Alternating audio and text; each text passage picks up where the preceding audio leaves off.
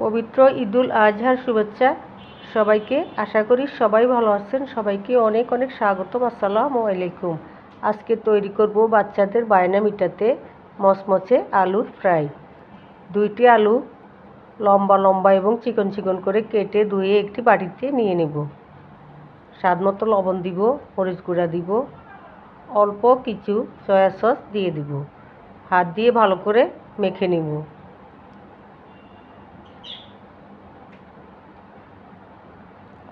একটি প্লেটে পরিমাণ মতো কর্নফ্লাওয়ার দিয়ে দিব। খুবই সহজে ঘরে বানিয়ে দিতে পারেন বাচ্চাদেরকে এইভাবে আলুর ফ্রাই। ভালো করে কর্নফ্লাওয়ার দিয়ে মেখে নিব। মাখানো শেষ হলে 2-3 মিনিট রেখে দিব। চুলায় একটি ফ্রাই প্যান বসিয়ে দিব। পরিমাণ মতো তেল দিব। তেল গরম হলে কিছু আলু দিয়ে দিব।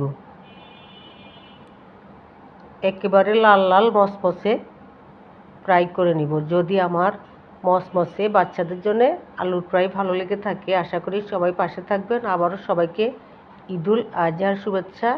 সবাই ভালো থাকবেন, সুস্থ থাকবেন। আল্লাহ হাফেজ।